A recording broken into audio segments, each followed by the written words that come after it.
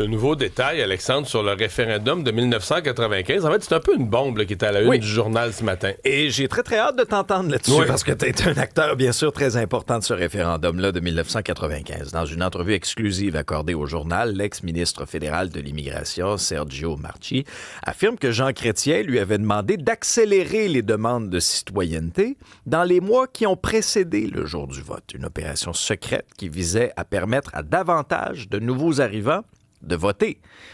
L'ex-ministre soutient que cette accélération a bel et bien avantagé le camp du non, donc le camp canadien, et c'est un scrutin qui s'est joué par seulement 54 000 voix, Mario. Oui. Bon, deux affaires. D'abord, je vais toujours maintenir, quand on parle de référendum volé, qu'il faut être prudent, parce que, dans ma tête, le oui, pour un bon résultat idéal, le oui aurait dû gagner par 500 000. Puis là, ben là, si t'avais pas eu ça, est-ce que le oui aurait pu gagner par 300 ou bien le non par 800? Bon. Fait que c'est là qu'il faut faire attention quand on crie au référendum volé. Ceci dit, c'est vraiment une honte pour le Canada. On a fabriqué des citoyens à la veille d'un vote. Et les chiffres les plus frappants... Bon, là, t'as un aveu du ministre. Un aveu énorme, très malaisant pour Jean Chrétien.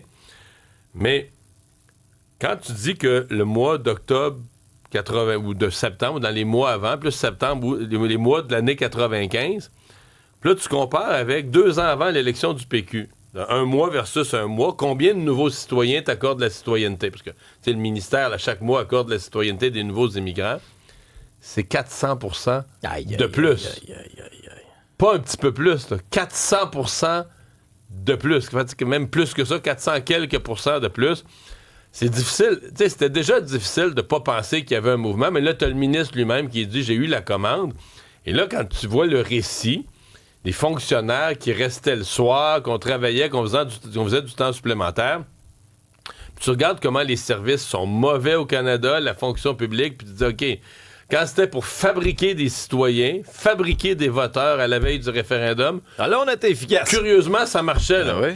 Le monde n'aurait pas pu travailler de soir comme ça pour sortir les passeports ou non à d'autres moments de l'histoire du Canada où on aurait eu besoin de... Non, ils t'ont fait coucher là. Oui.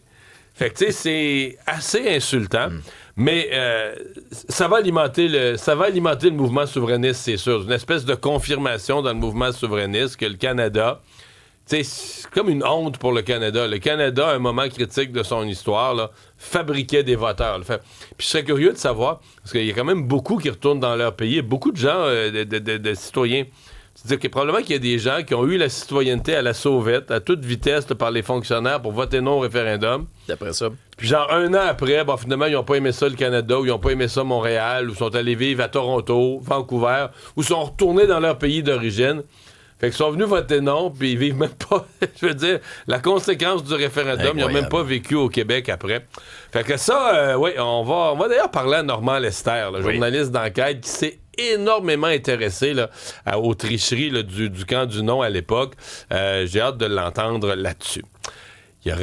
Ça se confirme, la rumeur circule depuis plusieurs jours, mais ce serait jeudi là, une rencontre au sommet au Canada entre Mark Carney et la première ministre de l'Alberta, Mme Smith. On vous avait parlé de la prémisse, effectivement, de tout ça, et selon les informations du Globe and Mail ce matin, Mark Carney et Danielle Smith pourraient annoncer là, donc à Calgary cette semaine un protocole d'entente sur l'énergie. Cette entente-là inclurait aussi la construction d'un fameux pipeline vers la côte nord-ouest du Canada, tenu à l'écart des discussions, le premier ministre de la Colombie-Britannique est fâché, il est en colère, met en garde contre un assouplissement du moratoire sur les pétroliers qu'il juge risqué pour les communautés côtières, pour les Premières Nations également. Du côté d'Ottawa, on dit que les négos avancent, mais qu'il n'y a pas d'engagement formel qui a encore été donné à surveiller cette semaine.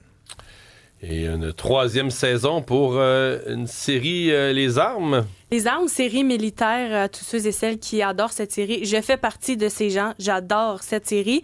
Ça a été confirmé lundi par le groupe TVA qu'on allait avoir une 3e saison. Donc, pour ceux et celles qui ont peut-être vu des images, là, c'est la série qui met en vedette Vincent-Guillaume Otis, Ève Landry et les petits nouveaux, Catherine Proulomé et Bianca Gervais qui ont fait leur entrée dans la 2e saison. Donc, ce sont 24 épisodes qui ont été commandés et le tournage de la 3e saison, on dit que ça va commencer à partir de mai 2026. D'ailleurs, la finale de la mi-saison de la deuxième saison était hier soir à 20h sur TVA et TVA+, et ce sera de retour dès le 5 janvier 2026.